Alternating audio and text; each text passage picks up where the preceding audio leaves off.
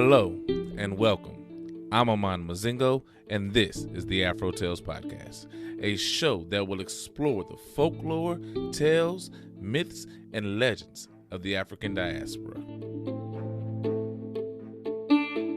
Okay, so today we have another Old John tale. Yes, sound like Old John and Mr. Berkeley. And this one comes from the American South. And I hope you truly enjoy it. It was fun. So sit back, relax, and take a listen. The Burning Barn. The Burning Barn. During slavery time, there was a rich old master in Brunswick County that owned more than 300 slaves. Among them was a very smart slave named John. What I mean by smart is that he was a smooth operator. He knew what was happening. He came to be so smart because he would crawl under the master's house every night and listen to the master tell his wife what kind of work he was going to have the slaves doing the next day. When the master would come out of the house the next morning and begin to tell the slaves what kind of work he wanted them to do, Old John would say, "Wait just a minute, master, just a minute. I know exactly what you're going to have us do." So master would stop talking and let Old John tell the slaves what he had in mind for them to do that day. Old John could always tell the slaves exactly what master wanted them to do. And master was very surprised because he didn't know how Old John was getting his information. Old John wanted to prove to his master that he was the smartest slave on the plantation, because the smartest slave always got the easiest work. It only made sense. And Old John was tired of working so hard. Sometimes the master let the smart slaves sleep in the bed in the big house too. So Old John had been dreaming about how one day maybe he would get to sleep in a real bed instead of on an old quilt on his cabin floor. And it wasn't long before his dreams came true, because the next week after Old John had started prophesying what work the slaves were supposed to do that day, Old Master told his wife that he thought he was going to bring Old John to live in the house with him. And he did. And he gave him a room to sleep in with a big old bed and everything. Old John was so tickled, he didn't know what to do with himself. Just think, living in the same house as Old Master. One winter night, when Master and his wife were seated around the fire, the master called Old John in to test his smartness. He pointed to the fire and said, "John, what is that?" "That's a fire, Old Master," said John. "No, it isn't either," replied Old Master. "That's a flame of evaporation." Just then a cat passed in front of the fire, and Old Master said, "John, do you know what that was that just passed in front of our fireplace?" "That's a cat, sir," replied John. Then Old Master said, "Nope, it is not either. That is a high baller sooner." Old John was getting tired of answering questions by this time, so he went over to the window and started looking out.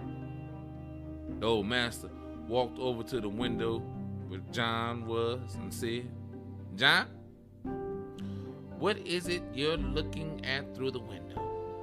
"I'm looking at the haystack, Master." Then old master said, "That is not a haystack. That's a high tower." Then old John sat down in a chair and started getting ready to go to his room up in the attic to go to bed for the night. He didn't want to get the carpet all spotted up with dirt in the living room.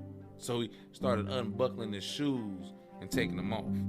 When the old man looked and saw John taking his shoes off, he said, "What are those, John?" And John said, "Those are my shoes, master." "No, they aren't either," said old master. "Those are your tramps." Then old master pointed through the archway to where a bed could be seen in his bedroom and said, "What's that I'm pointing to in there, John?" "That's a bed," said old John. "No, it is not either," said old master. That's a flowery bed of ease. And I'm going right now and getting in it because we've all got a hard day's work coming up tomorrow." So old master and old missus went to the bedroom and went to bed. Then old John went up to the attic room where they had him sleeping, and he got into his big old bed. Just then the cat ran through the fire in the fireplace and caught on fire and started raising a howl. So John jumped out of bed and looked and saw the cat run out to the haystack and set it on fire.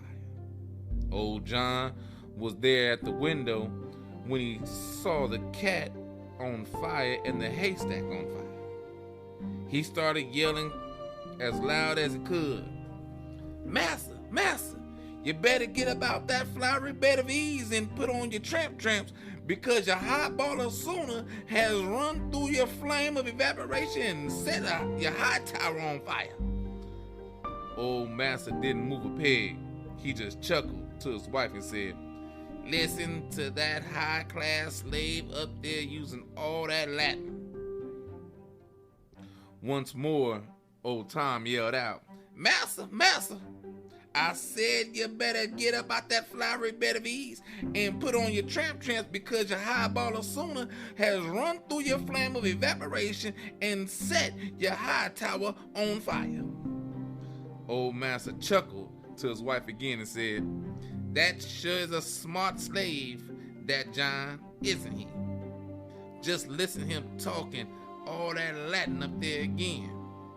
Old John went on yelling like this 5 more times, but when he saw old master wasn't getting out of bed, he yelled, "Master, you better get out that bed and put on your shoes and go out there and put out that haystack fire that your cat started, or else your whole damn farm's going to burn up."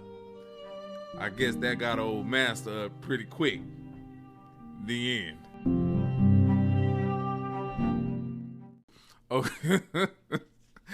Okay.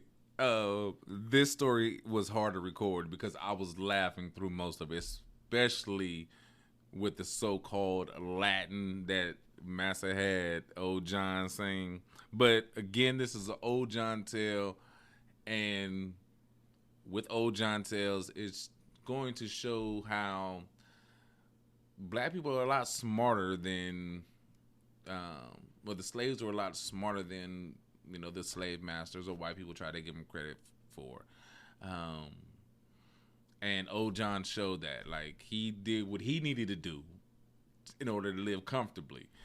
And trying to use the master's so-called Latin, basically, the master gave him phrases that just made everything more complicated, trying to be funny, and he tried to use the master's words to get a message across to him, and the master wasn't understanding what he was trying to say until he had to just say it straight out plain. Say it plain, keep it simple, stupid, and tell master what it was, and master finally got off his butt and and when hopefully he saved his farm, saved his barn and everything, because back then when stuff got caught on fire, they was gone pretty much, you know. This story came from North Carolina, and I love it. It's funny because I have family in North Carolina right now. My grandfather and stuff is in North Carolina, and I'm actually, at the time of this recording, going to see him soon, in a few weeks. So I'm going to take this out there. I'm going to take this out there and see if he knows the story. Because, I mean, he's from that area, so I'm going to see if he has ever heard this story. He probably hasn't, but I'm going to see. I'm going to take it with me. But the message with this story is sometimes you just have to say things plainly, simply.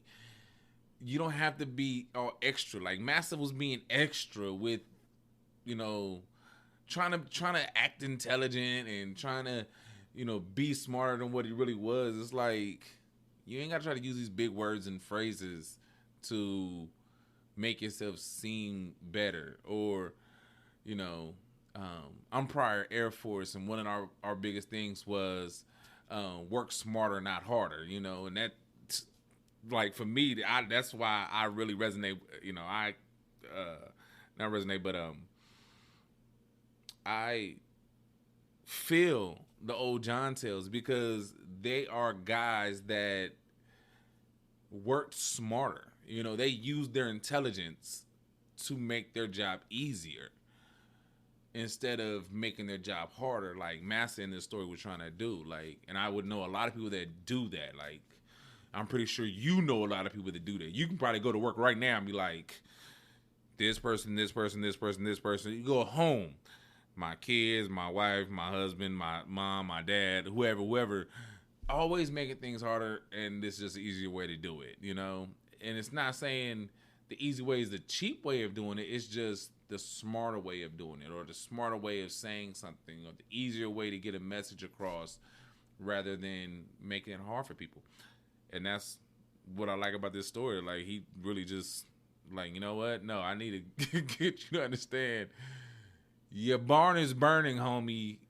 Get your butt up and let's go. Because you ain't going to have nothing if you don't. You know, but yeah, that's another old John tale, and I love, like I said, I love these old John tales. They're intelligent guys. But I hope you enjoyed it. Thank you for listening. Thank you for taking the time out to listen to another story.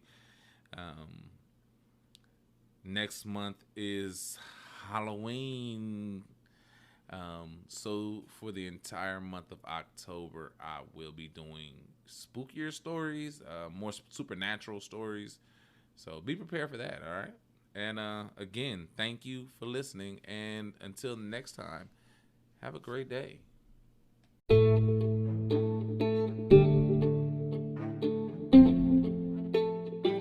Thank you for your time. You can find us on Anchor, Spotify, Google Podcasts, or iTunes, or wherever you may listen to podcasts. You may also find us on Instagram and Facebook at AfroTalesPodcast, all one word, or on Twitter at AfroTalesCast. Please share, comment, like, leave a rating so others may find us just as you have.